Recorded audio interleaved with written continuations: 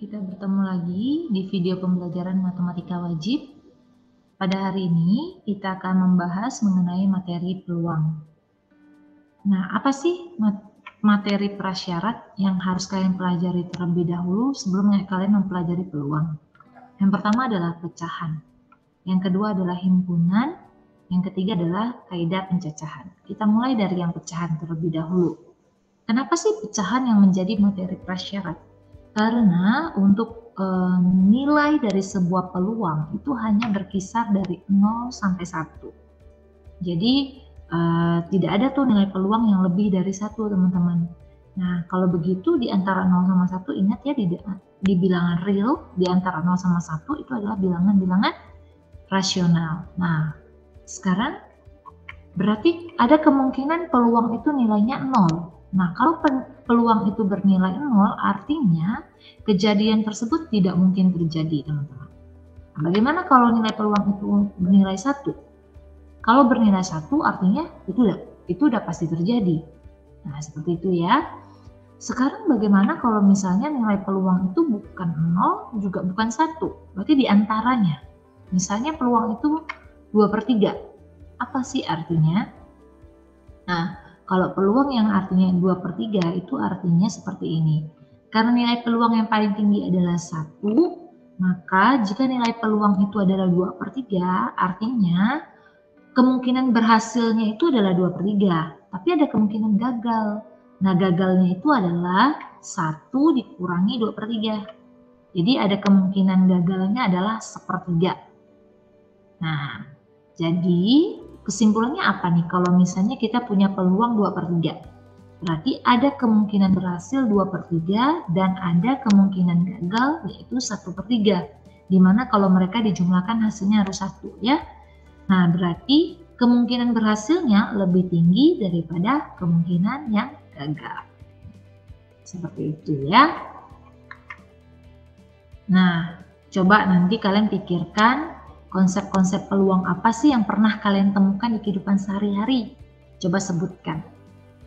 Nah, untuk kalian yang kelas 12 tentu banyak ya aplikasi materi peluang di kehidupan kalian sehari-hari. Terutama buat kalian yang sedang mengincar untuk memperoleh SNMPTN.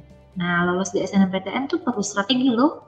Karena kalian akan berkompetisi atau bersaing dengan teman-teman seangkatan kalian. Khususnya untuk membandingkan ranking-ranking kalian. Nah, kalian waktu mau menentukan mau masuk atau memilih universitas dan jurusan apa, kalian harus melihat peluang yang kalian miliki.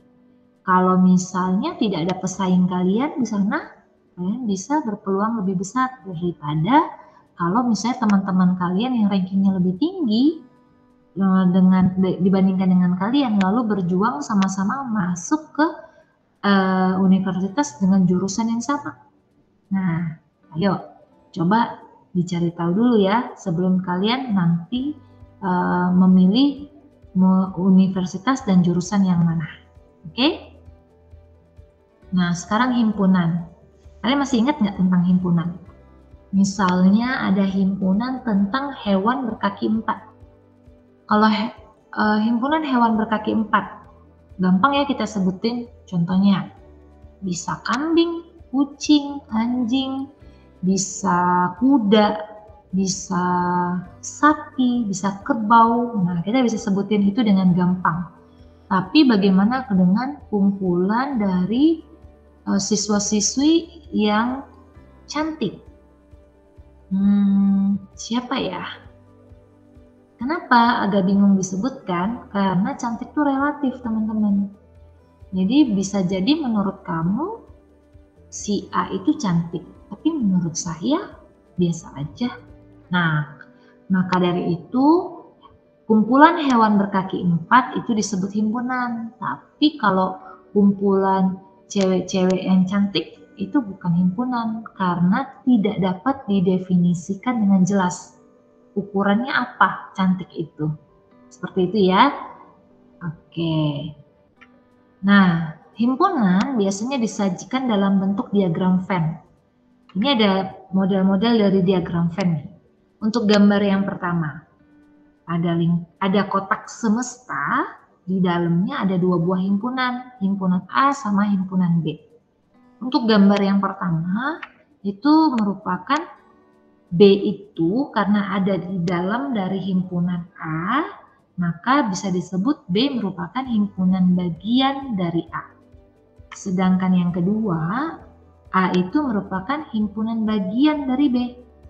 Sedangkan yang ketiga, A itu dan B memiliki anggota yang sama atau mereka beririsan. Sedangkan yang keempat, A dan B itu saling lepas. Selanjutnya operasi-operasi pada himpunan. Yang pertama ini adalah A gabung B, di mana kita mau menggabungkan anggota A dan anggota B atau anggota B dijadikan satu. Sedangkan yang ini disebut dengan A irisan B, di mana yang merupakan anggota mereka berdua, yaitu yang di tengah-tengah. Kalau ini itu A aksen atau A komplement, yang artinya bukan anggota A, berarti yang ada di luar. Kalau yang ini itu A kurang B, di mana kita mau cari anggota A saja tanpa anggota B. Sehingga yang diarsir adalah yang anggota A aja. Yang irisan jangan ya, karena irisan itu milik mereka bersama. Nah, kalau A ditambah B itu artinya anggota A saja ditambah anggota B saja. Nah, kita ringkas kembali ya. Nomor 1, ini disebut dengan A, himpunan A gabung dengan B. Kalau yang ini A irisan B. Kalau yang ini berarti bukan anggota A.